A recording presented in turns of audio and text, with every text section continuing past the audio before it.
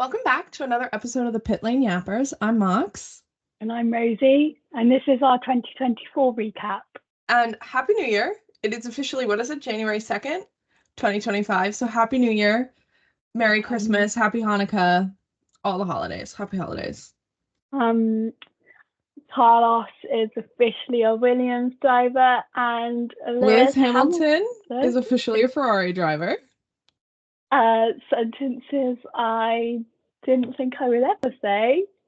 Also, we officially have 6 rookies. Yes.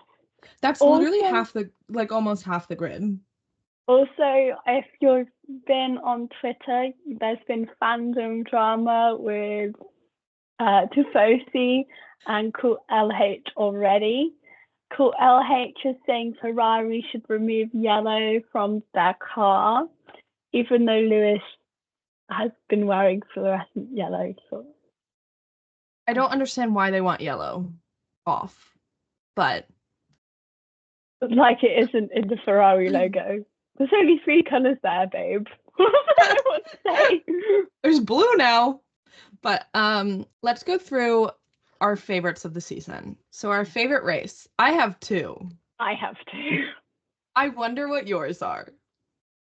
My first one is obviously Silverstone. I loved seeing Lewis Hamilton win again. And I loved being there.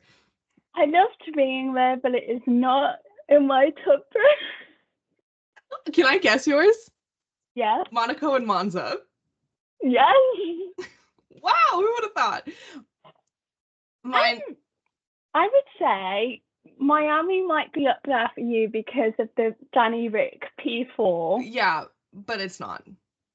It was Miami. I loved Miami. However, it was so hot. I have to take it off. I was sweltering. I think I probably lost 10 pounds in just sweat. Plus you passed out. Yeah. But whereas when I passed out at Silverstone, I was asleep. Yeah. My second one is Austria. Ooh. Because I liked George. I liked the podium. I also thought it was just really good hard driving again. Real. It was actually racing. If we were to exclude the obvious from mine, I would say Hungary, but the whole weird emotional manipulation from McLaren. If that is anybody's favorite race, that's I'm concerned. Yes, it's Oscar certain, but they also emotionally manipulated their other driver. It's a bit odd. Baku, now that is sexy. I actually was going to put Monaco up there for the commentary. Real. But I couldn't. Fernando Alonso was going through hell in Monaco. I couldn't do it. He's been going through hell all season. I didn't like Checo getting almost killed by a K-Mag. No, that was actually horrendous, and Checo should run him over and sue. Real. Except neither of them have a job right now, so it's fine. No, Kevin's employed. No, he is. No, he is. Okay, and then our favorite overtake. Oscar Piastri on Lando Norris. I could probably go through this entire list and tell you what yours is. Mine is Alex Albon's overtake in Montreal. And it is over Daniel Ricciardo. And then I don't remember the second one. I think it's Ocon. I think it was Ocon. It was an Alpine, but I don't know if it's Gasly or Ocon. But I thought that was such a skilled move. In a Williams, nonetheless. Speaking of Gasly, to update everybody who hasn't seen, he is in fact bald. But yeah, the overtake, I knew yours was going to be Oscars on Lando Norris. It was a very good overtake. I still think Alex Albon had a better one because it was a double overtake in a Williams. My second would have been Oscar on Charles in Baku because, again, everybody was saying that overtake was supposed to be mathematically impossible. You gotta stop saying that. They gotta stop saying that because Oscar Piastri has proved them wrong. Also, like, maybe you're just bad at maths. I don't know. Okay, our favorite moment on or off the track. I have 3.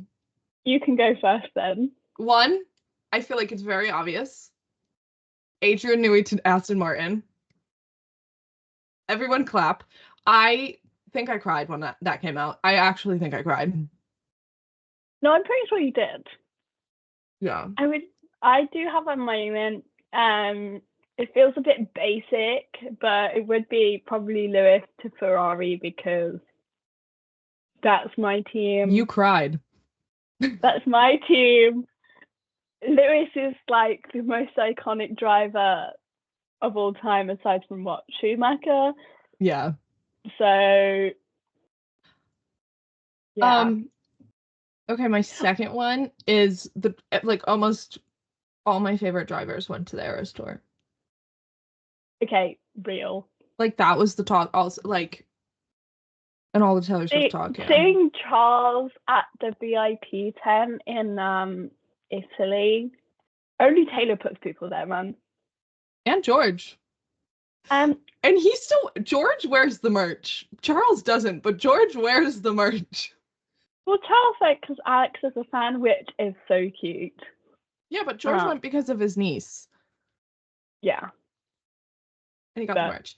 And then also, I really loved the Australian podium. It was 3 a.m. I was living large in bed, and I was screaming for Carlos Sainz. I'm better about Australia. So, what team orders for a shitty podium? And then you don't pull team orders for another 20 races? Yeah. What? Well, oh well. There's not much they can do about that. I can do about that either. Or you can do about that, unless you want to write them a letter.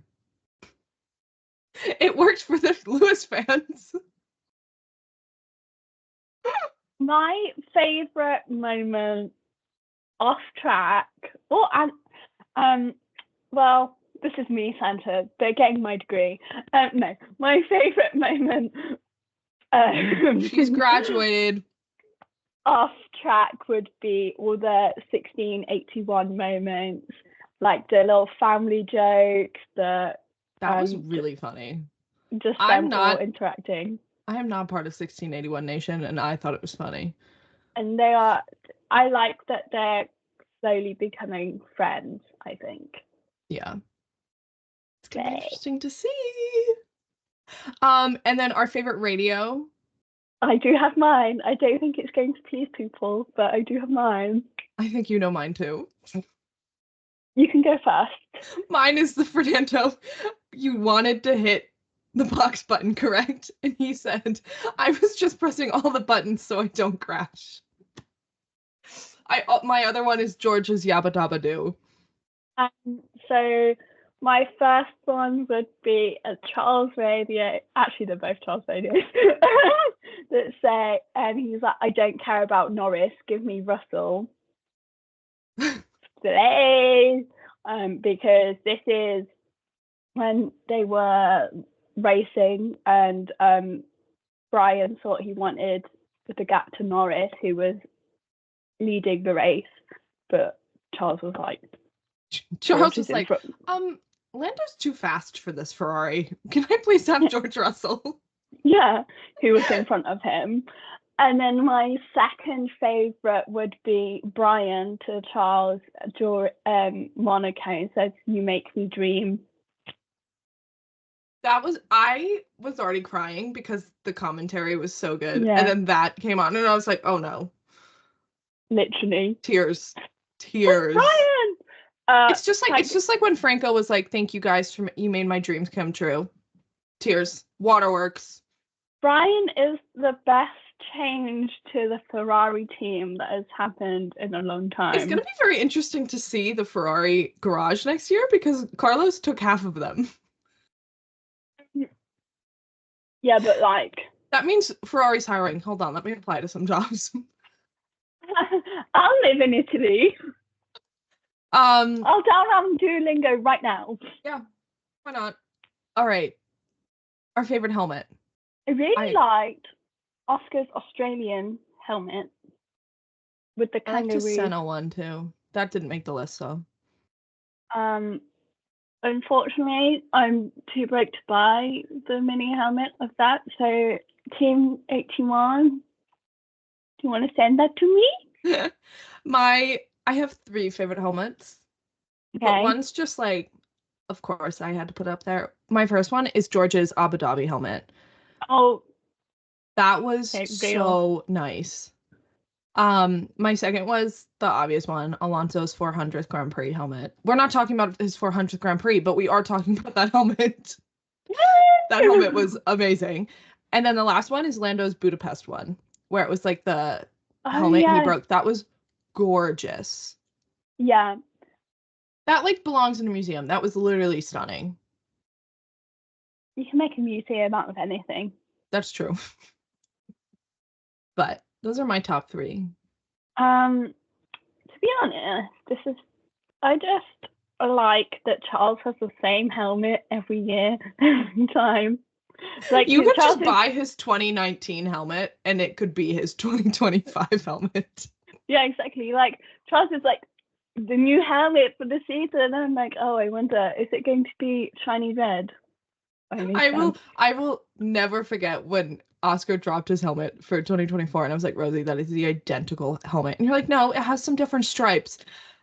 Not even 5 hours later, Fernando Alonso was like, I'm recycling my helmet from last year. And I was like, well, this is what I get.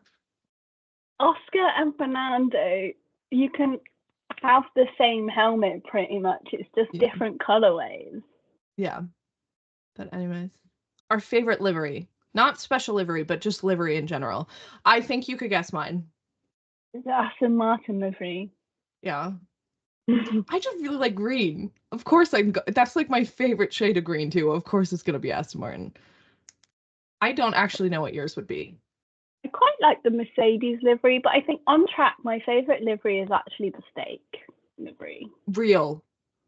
That was a close second. Once again, it's green. Are we seeing a trend here? And it's like so visible. Yeah. Like when cars are going by so fast, you're like, what car was that? Steak? Oh, that was a steak. Like you know. The good thing, like that's the good thing about the Ferrari, McLaren, and steak is you know what has just passed you. Yeah. With Red Bull, Williams, everyone else, why are you all blue? Do you know who I always got mixed up was Williams and VCarb because they were both blue and white. And when it was like flying by, I was like, okay, that could have been Williams or VCarb. But when they were a little slower, I was like, okay, obviously I know what it was. But like when they were going full speed, I'm like, nope. That could have been one of 4. Yeah. But okay, my favorite special livery was VCarb Miami. Or VCarb Vegas with the shiny sparkles. Yes, actually. VCarb kind of killed it. I didn't really... No one particularly wowed me with their special liveries. I mean... What do you mean? You don't like the HP logo? If Ferrari had gone blue, like properly in Miami, like they did to their race suits and everything, then maybe. That would have been gorgeous. But they lied. However, like Alpine have redeemed themselves to the end of the season, and pink is my favorite color. So you knew it was going to be that one. So there you go. And also, pink makes you go faster. Apparently. Aston Martin, can we make our car pink this year, I guess? Look at Alpine, please. 2025. Okay, our favorite podium. I have 2 once again. You can go first. It was actually my favorite race as well. Silverstone, because Lewis Hamilton. And Austria. I actually cannot for the life of me remember what race this was, but my favorite podium would be Charles, Oscar, and George. Those are my top 3. Monza. Let's look it up. Really cannot remember at all. Yeah. So what more could a girl want? That was me all over. And then, yeah, Silverstone, because I was there, and it was special to watch Lewis win again. Azerbaijan, Baku. Favorite overtake as well. Yeah, Silverstone was just special because it was Lewis's last home race at probably going to be his most successful team. Sorry, Ferrari, but let's be real here. It's Ferrari. They're also changing 95% of their car. Everyone said, don't say that. Everyone's saying that, like, cool LH are like, oh, I'm free, worst experience of my life. You just started. You You have no idea, babe. Yeah. That car gave him 8 consecutive constructors titles. Yeah, it's kind of crazy. I just don't get it. Lewis took the title of Ferrari in 2008. Come on, people. Anyways, our top 5 or 4 best drivers of the season. My first is George. Okay, real, because George is on my list too. I think George is genuinely, like, George has proved that he deserves that first seat in Mercedes. He has outdriven that car again and again. He's also outdriven a 7-time world champion, people. Yeah. Like, he has kept up with Lewis. He's outdriven Mercedes. He's outperformed that car. He's outqualified Lewis in the head-to-head. He's just, like, such a good driver. I would have to say, I think Charles is up. Well, obviously Charles is up there for me, but I think he's really improved within the last season. I think having Brian on the other end of the radio has really helped Charles improve. Wow, positive reinforcement. Who would have thought that worked? It's not like psychologists everywhere has said that. Imagine saying, Charles, you're doing a good job. Might lead to some good changes. Like, my second one is Lando Norris. Because he was put into a car that was not expected to be a championship contender. And him coming second is quite impressive. Yeah. I was going to put Oscar up there, but I didn't because I feel like this 2025 will be a better season for him. Well, Oscar's in mine. Yeah, I knew that. Because, you know, it was his second season.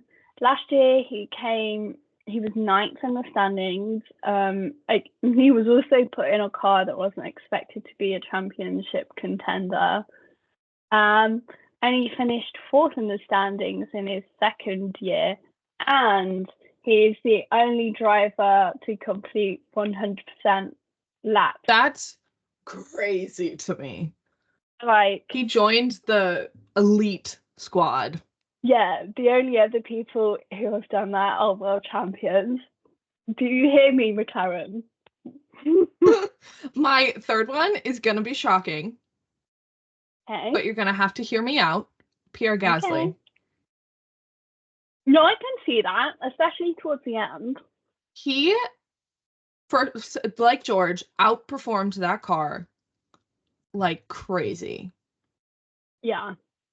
And he also, like, had minimal damage. He didn't really have any damage. He didn't create the damage. Either the engine just failed or, like, he was hit.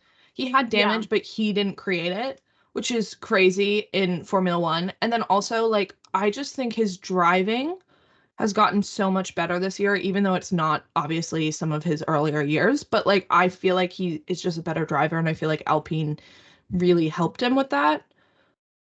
And I think he's finally able to prove it. So I said George, I said Oscar and Charles. I think my 4th driver, probably Yuki.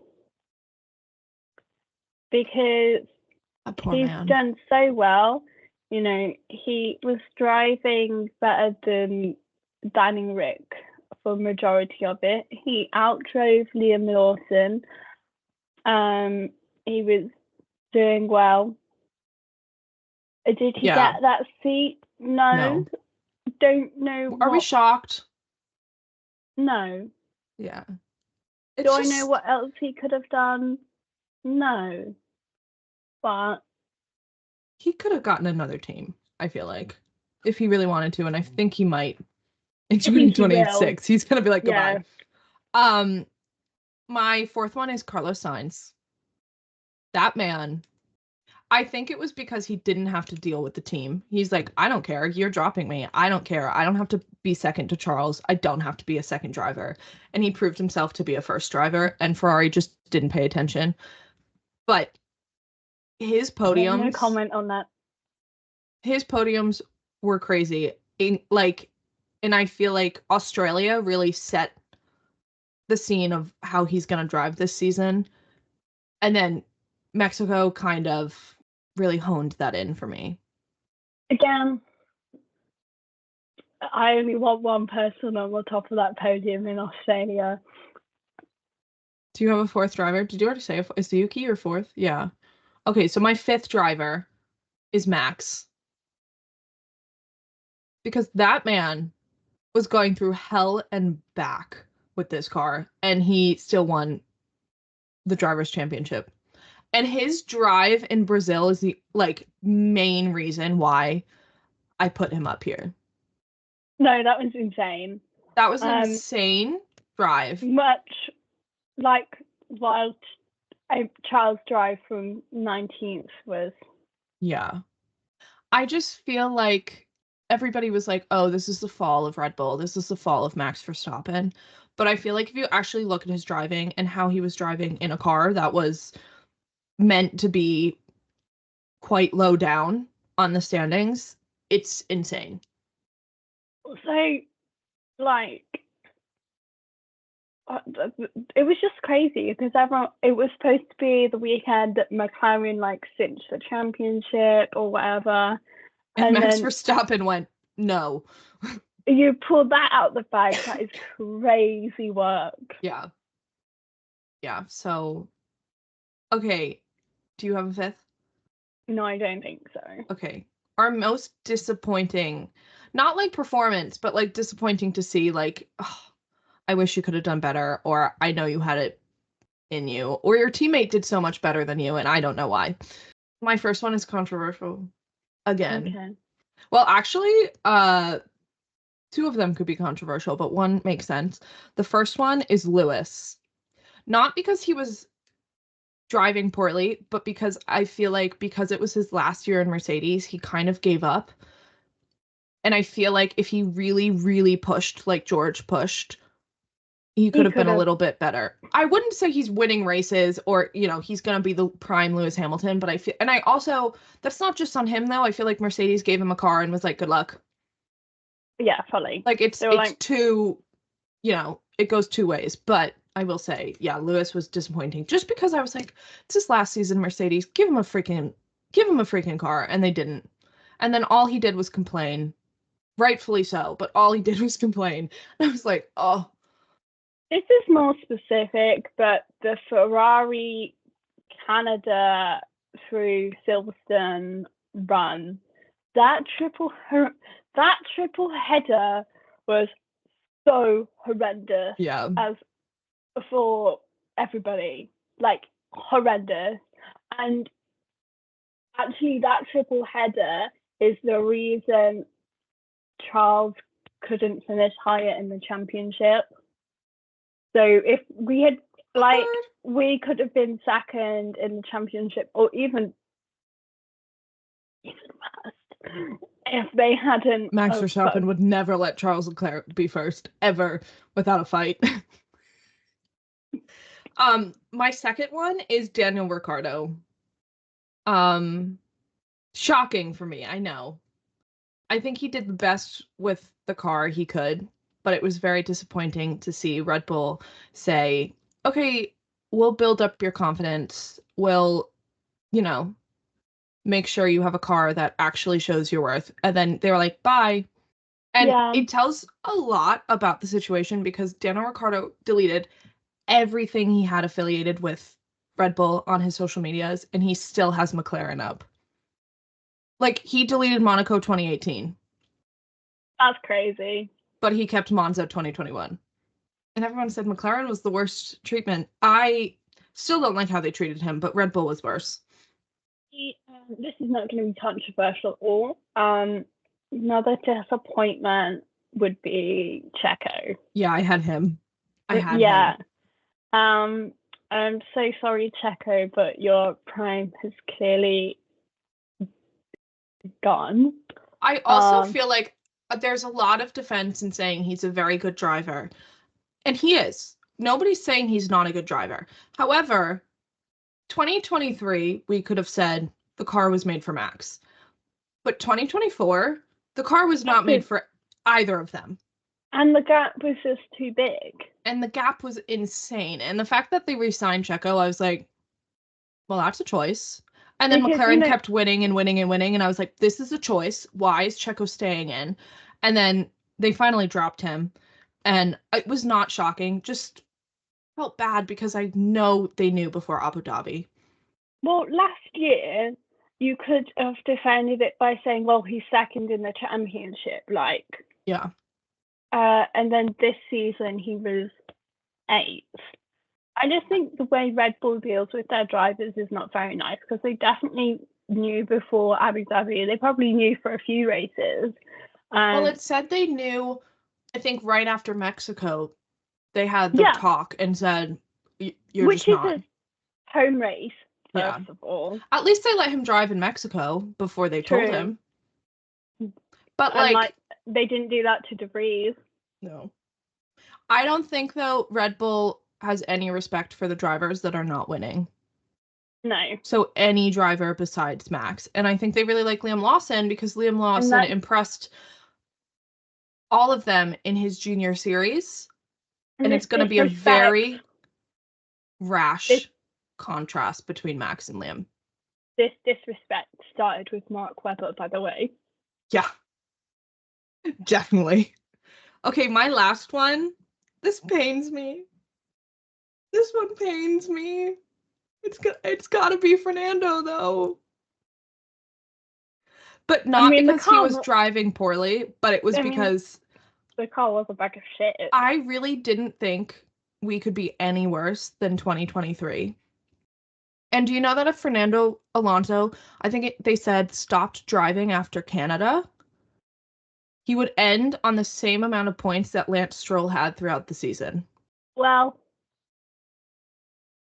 it's just so disappointing to me. And I should put, if I could say most disappointing team, I'd put Aston Martin. But if I had to choose between Fernando and Lance didn't, get worse. He actually got better. Because he actually told them, hey, this is what's wrong with the car. But Fernando Alonso got worse. Because he doesn't know how to drive his car. Lance also doesn't have championships to his name, whereas Fernando does. Not to yeah. tread on your waters. Don't worry, 33 coming. 33 coming this year. Let's go. How many more times? How many times can I say that? If you say so. Charles 19 coming. Yeah, that's more likely than the 33rd. But I'm serious when I say Aston Martin, knock on wood, cannot get worse than 2024.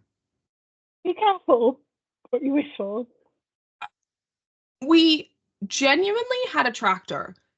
Do we let's go back to Miami for a second. Where during the sprint, they were so slow, they were doing pit stop practices because they weren't going to get anything anyways. No comment. It's so disappointing to see. But anyways. Okay, do you want to play the game, the flop or bop game? Yeah. Okay, we're going to go through the 10 teams and we're going to say flop or bop. And we can talk about it, but I feel like some of them are obviously, yeah, that's obviously a bop. That's obviously a flop. You know? Yeah. Okay, let's start with a Red Bull. Flop. It's the downfall of Red Bull.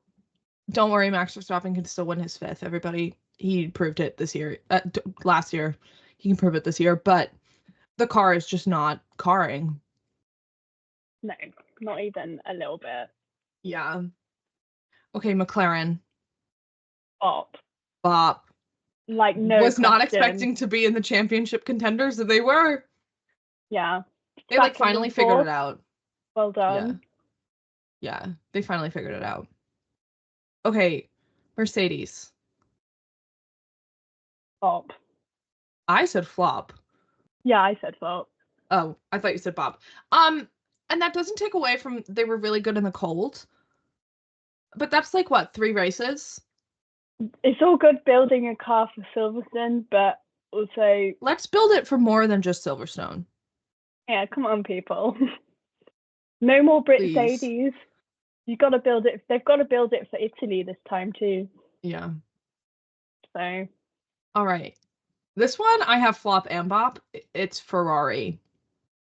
I knew you were gonna say that. Because listen, they really were impressive in a lot of the races.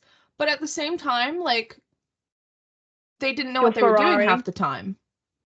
It was like, oh, we're really good. I don't know why though. Yeah. Like, they don't know what's going on. So that's why flop and bop. Okay. Aston Martin. I'm so sorry. Flop. It's the biggest flop in the world. Aston Martin, my hopes for you were so low. But oh my God. Did you make a tractor? That's all I have to say.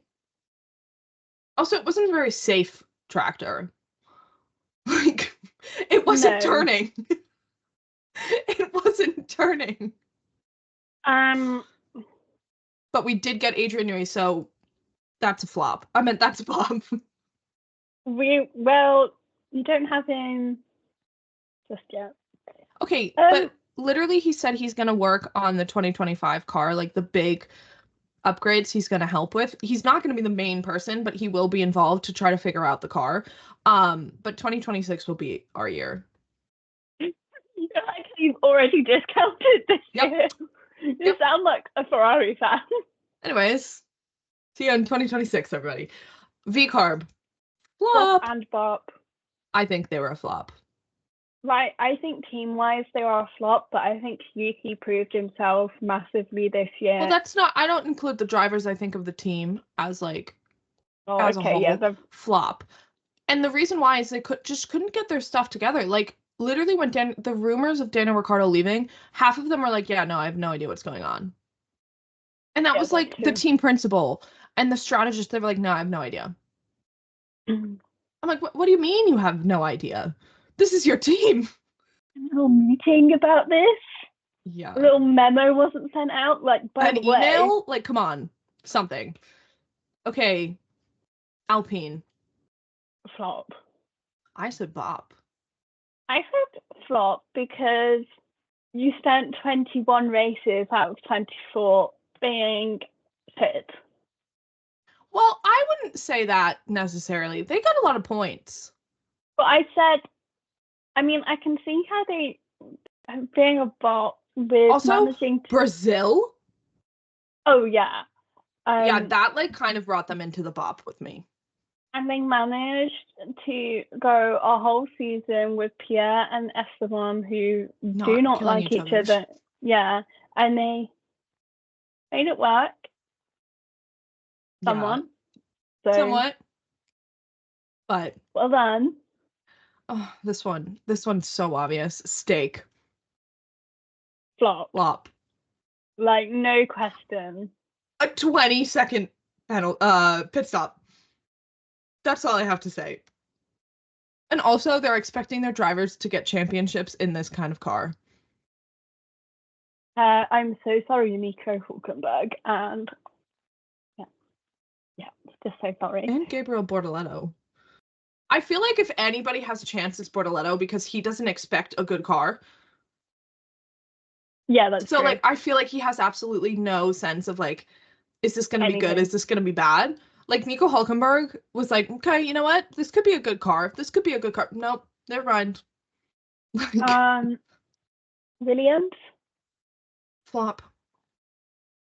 Oh, I would say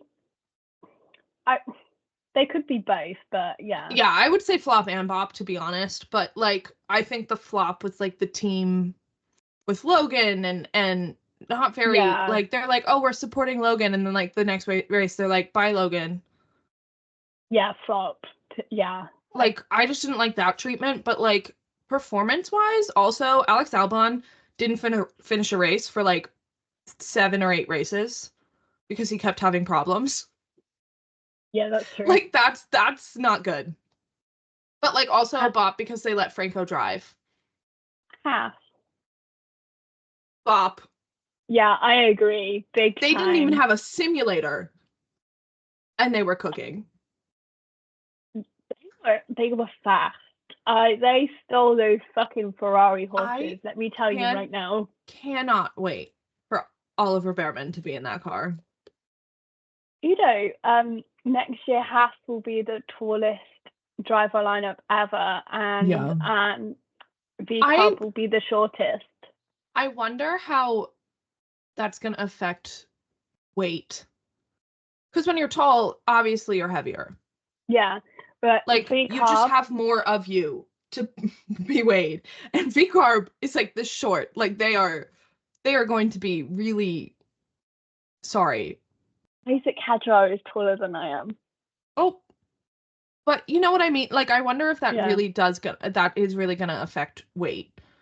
That was it for this episode. We're going to have a few more episodes before the season starts, but the season officially starts next month, which I'm excited about. Finally, some more cars on track. Thank you. But have time. Anyways, I hope you enjoyed it. And we will see you next episode. Bye. Bye.